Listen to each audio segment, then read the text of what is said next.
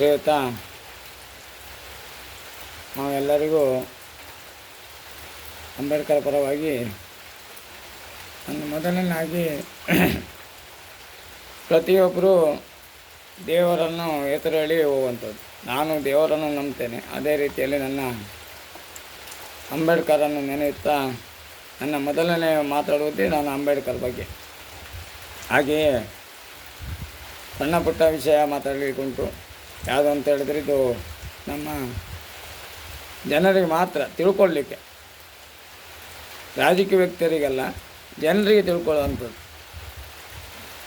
ಇನ್ನೂ ಇಷ್ಟು ದಿನ ಈಗ ಆಯಿತು, 2020ನೇ ಇಸ್ವಿಯಲ್ಲಿ ಪ್ರಳಯ ಆಗಿ ಎಲ್ಲ ಹೋಗ್ತಾರಂತೇಳಿ. ಅದೆಲ್ಲ ಆಗುವಂಥದ್ದಲ್ಲ.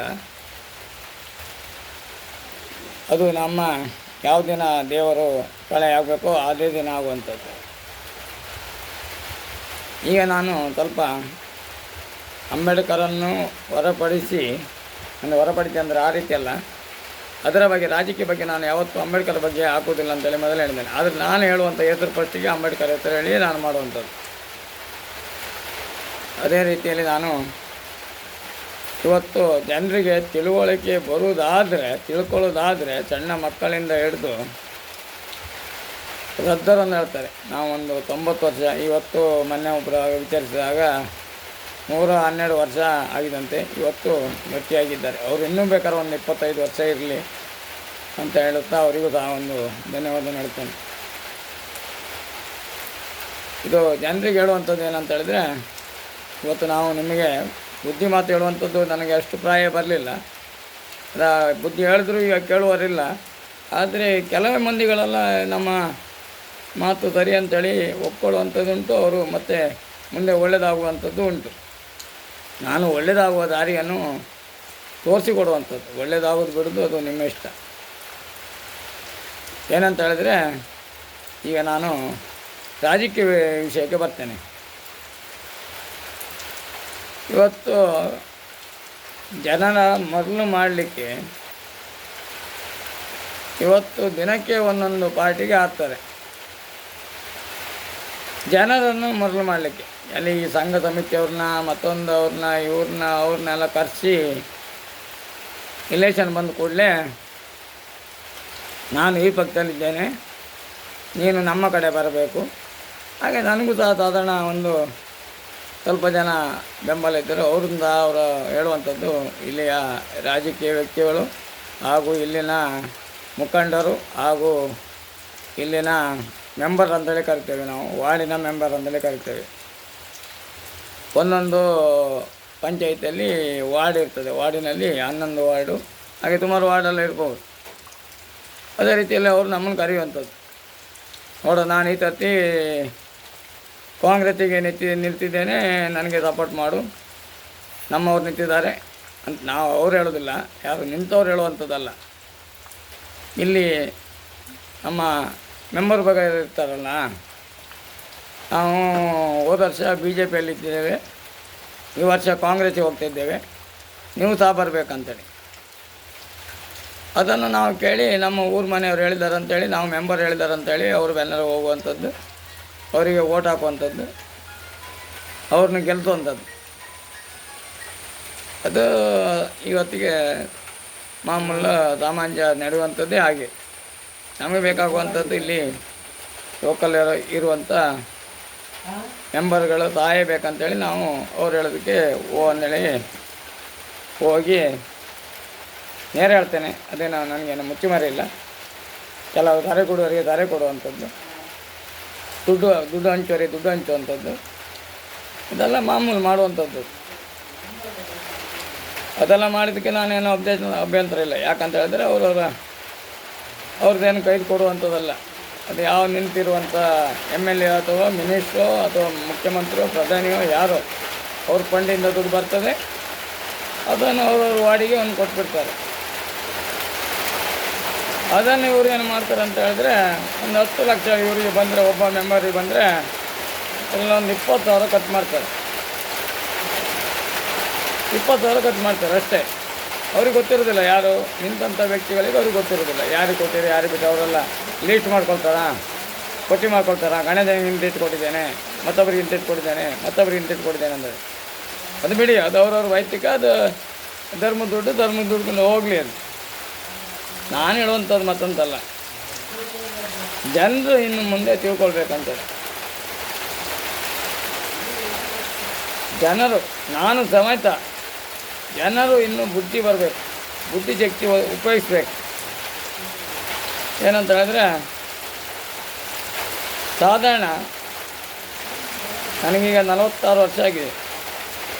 46 ವರ್ಷದಲ್ಲಿ 18 ವರ್ಷದ ನಂತರ ಓಟ್ ಹಾಕ್ಲಿಕ್ಕೆ ಇರುವಂಥದ್ದು. ನಾನು ಓಟೇ ಹಾಕಿದವನಲ್ಲ, ಒಂದೇ ಒಂದು ಓಟ್ ಹಾಕಿದವನಲ್ಲ.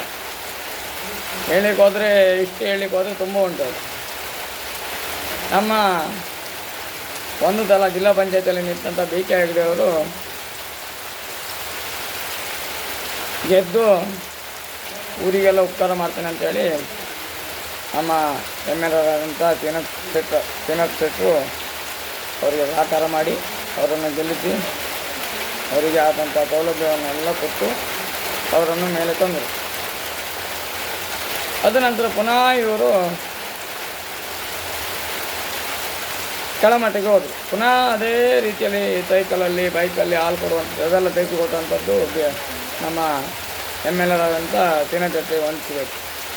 ಅವರು ಯಾರೇ ವ್ಯಕ್ತಿಗಳು ಹೋಗಲಿ, ಬಸ್ ಚಾರ್ಜು ಅಥವಾ ಅವ್ರು ತಲೆ ಕುಡಿಲಿಯೋ ಏನೋ ಮಾಡಲಿ, ಹುಷಾರಿಲ್ಲಿಯೋ ಅಥವಾ ವಿದ್ಯಾಭ್ಯಾಸಕ್ಕೋ ಎಂಥದಕ್ಕೋ ಅವರು ಅದನ್ನು ಕೇಳೋದಿಲ್ಲ.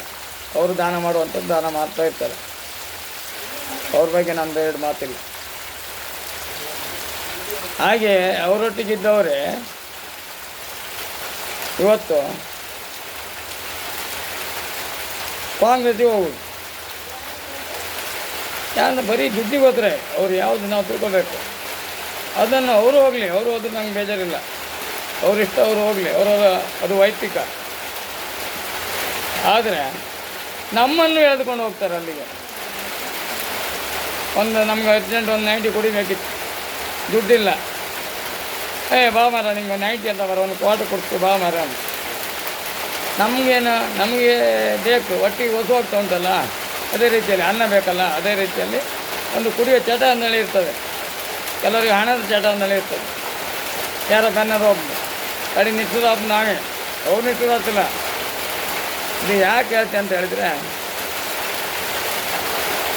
ನಾನು 18ನೇ ವರ್ಷದಲ್ಲಿ ನಾನು ಓಟೆ ಹಾಕ್ತಿದ್ದಂಥ ವ್ಯಕ್ತಿ ಪುನಃ ನಾನು BK ಹೆಗ್ಡೆರ ಕಬ್ಬು ಇತರಾದಿಗಳನ್ನೆಲ್ಲ ಮಾರಿ ಹಣ ಸಂಪಾದನೆ ಮಾಡಿ ನನ್ನ ಗೂಡಿನಲ್ಲಿ ಹೋಗಿ ಅವರು ಕೊಡುವಂಥ ಚಿಲ್ಲರೆ ಹಣವನ್ನು ತಗೊಂಡು ನಾವು ಇದೆಲ್ಲ ಮಾಡ್ತಾ ಉಂಟು. ಪುನಃ ಶ್ರೀನಾಥ್ ಶೆಟ್ಟಿಗೆ ನಮ್ಮ MLA ಆದಂಥ ದೇವಸ್ಥಾನ ಮಂಜೂರಿ ಮತ್ತೊಮ್ಮೆ ಬೇಜಾರಾಯಿತು.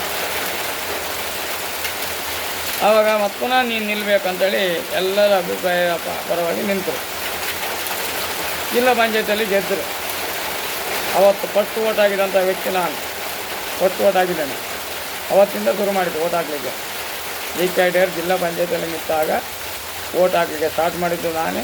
ಅದಕ್ಕಾಗಿ ಬೆಂಬಲವಾಗಿ ಹೋರಾಟ ಕೊಟ್ಟಿದ್ದು ನಾನೇ. ಅವರೊಟ್ಟಿಗೆ ಕಬ್ಬು ಮಾರಲಿಕ್ಕೆ ಹೋಗಿದ್ದು ನಾನೇ.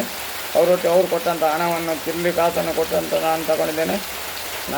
ನನ್ನ ಬಾಕಿ ಅವರು ತಿರ್ತೀವಿ, ಅವ್ರ ಬಾಕಿ ನಾನು ತರಿಲ್ಲ. ಅದು ಬೇಕಾದ್ರೆ ಹೇಳ್ತೇನೆ, ಅವ್ರಿಗೆ ಬೇಜಾರಾದ ತೊಂದರೆ ಇಲ್ಲ. ನಾನೀಗ ಯಾಕಂತ ಹೇಳಿದ್ರೆ, ಈ ಜನರು ತಿಳ್ಕೊಳ್ಳಿ ಅಂತೇಳಿ ಹೇಳಲಿಕ್ಕೆ ನಾನು ಬಯಸುವುದು. ನಮ್ಮ ಎದುರು ಹೇಳೋದು, ಅವ ಯಾವನವ ಅಕ್ಕ ಹೊಡಿಯ, ಅವ ಕಾಂಗ್ರೆಸ್, ಅವನು ಹೇಳಿ ಕೊಡ ಅಂತ ಹೇಳೋದು. ನಾವು ಹೇಳಿ ಕೊಡೋದು. ಆಮೇಲೆ ಒಂದು 10 ಕೇಸ್ ಆಯಿತು. ಈಚಿಂದ ಹೇಳೋದು ಮತ್ತೊಬ್ಬ ಒಂದು ಕ್ವಾರ್ಟರ್ ಹೇಳ್ತಾನೆ, ಅಲ್ಲಿ 4 ಹಾಕ, ಒಂದು 4 ಹಾಕಿ ಮತ್ತೊಂದು 20, ಮತ್ತೊಂದು 10 ಕೇಸ್ ಆಯಿತು. ಇವ್ರಿಗೆ ಯಾವ ಕೇಸು ಇಲ್ಲ, ಈ ಮುಖಂಡರಿಗೆ ಯಾವ ಕೇಸು ಇಲ್ಲ. ಇವರು ಬ್ಯಾಳಿ ಬೇಸ್ಕಮ್ಮ. ಇದು ಯಾಕೆ ಹೇಳ್ತೆ ಅಂದರೆ, ಎಲ್ಲರಿಗೂ ಬಂತಿದ್ದು, ಮುಖ್ಯಮಂತ್ರಿ, ಪ್ರಧಾನಿ, ಇಡೀ ನಮ್ಮ ಈ ರಾಜಕೀಯ ವ್ಯಕ್ತಿಗಳಿಗೆ ಎಲ್ಲರಿಗೂ ಬಂತು. ನೀವು ಇವತ್ತೇ ಬೇಕಾ ನನ್ನ ಅರೆಸ್ಟ್ ಮಾಡಿದ್ರು ನಂಗೆ ಖುಷಿಯೇ. ಅದಕ್ಕೆ ಯಾಕಂತ ಹೇಳಿ ನಾನು TV ಮಾಧ್ಯಮದನ್ನು ಕರ್ಕೊಬಂದು ನಿಮ್ಮನ್ನ ಎಲ್ಲ ಹಿಸ್ಟ್ರಿ ಹೇಳ್ತೇನೆ, ಪ್ರತಿಯೊಂದು ಹಿಸ್ಟ್ರಿ ಹೇಳ್ತೇನೆ. ಇದು ನಾನು ಕಣ್ಣಾರೆ ಕಂಡಂತ ಹೇಳುವಂಥ ಮಾತು. ನಾನು ಒಂದು ದಿವಸ ಚಹಾ ಕುಡಿಲಿಕ್ಕೆ ಅಂತೇಳಿ ತಿರುಮುರುಕೆ ಓಡ್ಲಿಕ್ಕೆ ಹೋದಾಗ BK ಹೆಗ್ಡೆ ಎದುರು ನಿಂತಂಥ ಪಾರ್ಟಿಯು ಇವರು ಚಹಾ ಕುಡಿತಾಯಿದ್ರು ತಿರುಮುರ್ಕಲ್ಲಿ ಮಾತಾಡ್ಕೊಂಡು. ನನ್ನ ಹತ್ರ ಹೇಳಿದ್ರು ನಿಮ್ಗೆ ಏನು ಚಹಾ ತಿಂಡಿ ಬೇಕು ಮಾರ ತಗೊಂಡು ಹೋಗಿ ನಾವು ಹಣ ಕೊಡ್ಕೊಂಡು. ನಾನು ಹೇಳಿದೆ ನೀವು ಓಟ್ ಬಂದ್ರೆ ಕೂಡಲೇ ನೀವು ಒಟ್ಟೊಟ್ಟು ಕೂಕೊಂಡು ಚಹಾ ಕುಡ್ಕೊಂಡು ನಮ್ಮನ್ನು ನೀವು ತಿಂಡಿ ತೇಜಿ ಕೊಡು ಬೇಡ. ನಮ್ಮ ಹತ್ರ ದೇವ್ರು ಕೊಟ್ಟಂಥ ಚಿಲ್ಲರೆ ಹಣ ಇತ್ತು, ಅದೇ ತಿಂಡಿ ತೃಪ್ತಿ ಆಗ್ತದೆ ಅಂತೇಳಿ ಹೇಳಿ ಬಂದಿದ್ದೇನೆ. ಅದನ್ನು ಯಾಕೆ ಹೇಳ್ತೇನೆ ಅಂತ ಹೇಳಿದ್ರೆ, ಇವತ್ತು ಹಿಂದೂ ಮುಸ್ಲಿಮರನ್ನು ಗಲಾಟೆ ಮಾಡಿಸುವಂಥದ್ದು, ಈ ಈ ನಮ್ಮ ಸಣ್ಣ ಸಣ್ಣ ಸಣ್ಣ ವ್ಯಕ್ತಿಗಳನ್ನು ಊಹಿಸ್ಕೊಳ್ಳುವಂಥದ್ದು, ಅದನ್ನೆಲ್ಲ ಮಾಡುವಂಥ ವ್ಯಕ್ತಿಗಳಿಗೆ ನೀವು ಶರಣರಾಗಬೇಡಿ. ಇನ್ನು ಹಾಕುವಂಥದ್ದಿದ್ದರೆ ಓಟು ನಿಮ್ಮ ಗೌರ್ಮೆಂಟ್ ಓಟ್ ಉಂಟು, ನೋಟ್ ಅಂತೇಳಿ ನೋಟ್ ಓಟ್ ಉಂಟು, ಅದು ನಿಮಗೆ ಹಕ್ಕುಂಟು, ಅದರಲ್ಲಿ ಘನತೆಗೆ ಉಂಟು, ಅದು ಗೌರವ ಉಂಟು. ನೀವು ಯಾರಿಗೂ ಓಟ್ ಹಾಕಬೇಡಿ. ಅಂದರೆ ನಾನು ಹೇಳೋದಕ್ಕೆ ನೀವು ಅಂತ ಹೇಳೋದಲ್ಲ, ನಿಮ್ಮ ಅನಿಸಿಕೆ ನಾನು ಹೇಳುವ ಧರ್ಮ ಸರಿಯಾಗಿ ಕೇಳ್ಕೊಳ್ಳಿ. ಇದು ಹಾಗೆ ವಿಧಾನಸೌಧದಲ್ಲಿ ಗಲಾಟೆ ಮಾಡಿಕೊಡುವಂಥದ್ದು, ಕೂಗಾಟ ಮಾಡುವಂಥದ್ದು, ಇಲ್ಲಿ ದೌರ್ಜನ್ಯ ಮಾಡುವಂಥದ್ದು ಏನು ಕಂಡ್ರೆ ಪರಿಯೇ ಇಲ್ಲ. 2-3 ಪಾರ್ಟಿಯರ ಒಟ್ಟೆ ಹಾಕೊಂಡು ಏನೋ ಗಲಾಟೆ ಮಾಡಿಕೊಡೋದು ಹಾಗೆ ನಮ್ಮಂತ ನಾವು ಕಾಮಂತಲ್ಲ ವಿಧಾನಸೌಧ ಹೋಗಿ ಕಾಣ್ತಾ ಅಥವಾ ಅವ್ರ ಮನೆಗೆ ಹೋಗಿ ಕಾಣ್ತಾ ಏನಿಲ್ಲ. ನಾವು ನೋಡುವಂಥದ್ದು ಇದು ಟಿ ವಿಯಲ್ಲಿಯೋ ಮಾಧ್ಯಮದಲ್ಲಿಯೋ ಪೇಪರಲ್ಲಿಯೋ ನೋಡುವಂಥದ್ದು. ಅಲ್ಲಿ ನೋಡುವಾಗ ಆ ಮುಖ್ಯಮಂತ್ರಿ ಇವು ಹಿಡ್ಕೊಂಡ, ಈ ಮುಖ್ಯಮಂತ್ರಿ ಇವು ಹಿಡ್ಕೊಂಡ, MLA ಇವು ಹಿಡ್ಕೊಂಡ, ಈ MLA ಇವು ಹಿಡ್ಕೊಂಡ. ಇದು ನಿಜವಾಗಿ ಸುಳ್ಳು. ಇದು ನಿಜವಾಗಿ ಸುಳ್ಳು ಅಂತ ಹೇಳೋಕ್ಕೆ ನಾನು ದೇವ್ರ ಮೇಲೆ ತಲೆ ಮುಟ್ಟಿ ಬೇಕಾದ್ರೆ ಹೇಳ್ತೇನೆ. ಯಾವ ದೇವ್ರು ನೀವು ಕರ್ಕೊಬರ್ತೀರೋ ಆ ದೇವ್ರ ತಲೆ ಮುಟ್ಟಿ ನಾನು ಹೇಳ್ತೇನೆ. ಜನರಿಗೆ ಹೇಳುವಂಥ ಮಾತಿದ್ದು, ಅಧಿಕಾರಿಗಳು ಅಂತ ಹೇಳುವಂಥ ಮಾತಲ್ಲ, ಇದು ಜನರಿಗೆ ತಿಳುವಳಿಕೆ ಬರಲಿ ಅಂತ ಹೇಳುವಂಥ ಮಾತು. ಏನಂತ ಹೇಳಿದ್ರೆ, ವಿಧಾನಸೌಧದ ಒಳಗೆಲ್ಲ ಜಗಳ ಮಾಡ್ಕೊಳ್ತಾರೆ. ಹೊರಗೆ ಬಂದ ನಂತರ ಅವ್ರದ್ದಾದಂಥ ಗೆಸ್ಟ್ ಹೌಸ್ ಅಂತೇಳಿ ಇರ್ತದೆ, ಅಂತ ಒಂದು ಮನೆ ಇರ್ತದೆ. ಅದರಲ್ಲಿ ಕೂತ್ಕೊಂಡು ಡಿನ್ನರೋ ಪಾರ್ಟಿಯೋ ಊಟವೋ ತಿಂಡಿಯೋ ಮಾಡ್ಕೊಂಡು ಹೇಳೋದು. ಇವರೇ ಮಾತಾಡ್ಕೊಳ್ಳೋದು. ಹ್ಯಾಂಗೆ ಜನರಿಗೆಲ್ಲ ಹ್ಯಾಂಗೆ ಕಲ್ತಿತ್ತು ನಾವು, ನೀನು ಎದ್ಕೊಂಬೇಡ್ದ, ನಾನು ಎದ್ಕೊಂಬೇಡ್ದ, ನಾವು ಮಾಡೋದು ಇದೇ ರೀತಿ ಮಾಡ್ತಿರ್ತು, ನೀವು ಅದಂಗೆ ಹೇಳ್ತಾ ಕಣಿ ಜನರೆಲ್ಲ ಮೊದಲಾಗಿ ನಮ್ಮ ಬೆನ್ನ ಬರ್ತಾರೆ ಅಂದೇಳಿ. ಇನ್ನು ಮುಂದೆ ನೀವು ಅವರು ಒಂದೇ ಬಟ್ಲ ಮುಂತಂದ್ರೆ ಹೇಳಲಿಕ್ಕೆ ನಾನು ಬಯಸ್ತೇನೆ. ಯಾವ ದೇವರ ತಲೆ ಮುಟ್ಟಿ ಹೇಳ್ತೇನೆ, ಅವರು ಒಂದೇ ಬಟ್ಲಲ್ಲಿ ಊಟ ಮಾಡ್ತಾರೆ ಅಂತ ಹೇಳಲಿಕ್ಕೆ ನಾನು ಇಷ್ಟಪಡ್ತೇನೆ.